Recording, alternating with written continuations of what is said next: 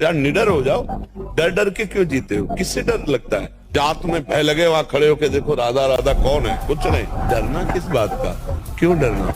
एक बार मृत्यु होनी, दो बार तो होनी नहीं। तो जिस तरह जैसे जब जहां होनी है। सुख है तो फूलो मत, कल दुख आने वाला है। शरीर स्वस्थ है तो अभिमान मत करो, कल कोई रोग आ जाएगा। जीवित हो तो अभिमान मत करो, कल ही मृत्यु आ सकती है, आज भी आ सकती है। होश में खूब धन संपत्ति है, कल ऐसा हो सकता है टुकड़े टुकड़े के लिए मोहताज हो सकते हो।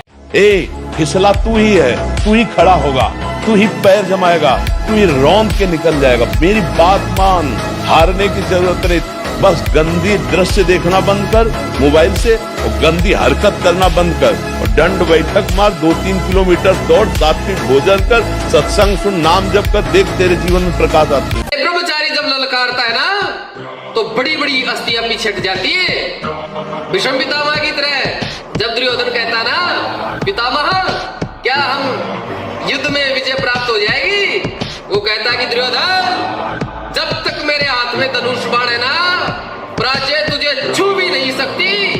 एक एक दिन में मैं 10-10 हजार को मारूंगा। ये थे ब्रह्मचारी। जो इस मार्ग पर, अध्यात्म मार्ग पर, आनंद मार्ग पर चलना चाहते हैं, तुमको एक इंद्रिय के संयम के लिए 5 इंद्रियों पर संयम करना होगा, ज्ञान इंद्रियों पर। एक बात सुधारने के लिए ब्रह्मचर्य का रक्षा तभी वो उपासक कर सकता है जब सर्वतोभावेन ब्रह्मचर्य होगा। एक जनेंद्रिय के ही ब्रह्मचर्य की पुष्टता का जब आप लक्ष्य कर लोगे तो उसकी पुष्टता के लिए आपको सर्वतोभावेन ब्रह्मचर्य धारण करना पड़ेगा। सर्वतोभावेन नेत्र का ब्रह्मचर्य, जो नेत्र किसी को भी देखकर भोग कामना कर लेते हैं, भोग बुद्धि से देखते हैं वस्तु को, व्यक्ति को, किसी को भी, इन नेत्र से विचार हो रहा है, इसीलिए सावधान रहना चाहिए। ब्रह्मचर्य बहुत बड़ा प्रभाव पड़ता है इससे। यदि आप जबान से अश्लील बातें, गंदी बातें, कामुक बातें करेंगे तो आप ब्रह्मचर्य रह ही नहीं सकते। अगर आप वाणी से परस्पर शरीर आकर्षण वाली बातें करेंगे, उसको देखा तुमने क्या, बस आप गए।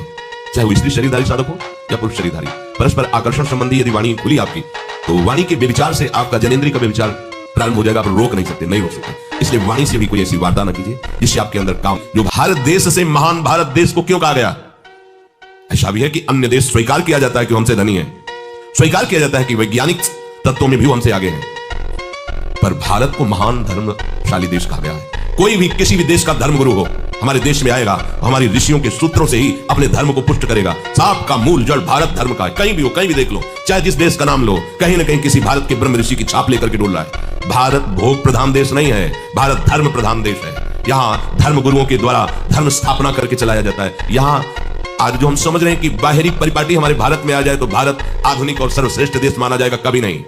भारत अपनी परिपाटी से चलता है, तब सब देशों के ऊपर राज्य करता है। किसी भी देश में न पतिव्रता मिलेगी न यति मिलेगा, ब्रह्मचर्य का कहीं नामो निशान नहीं मिलेगा। ये भारत देश में ही मिलेगा।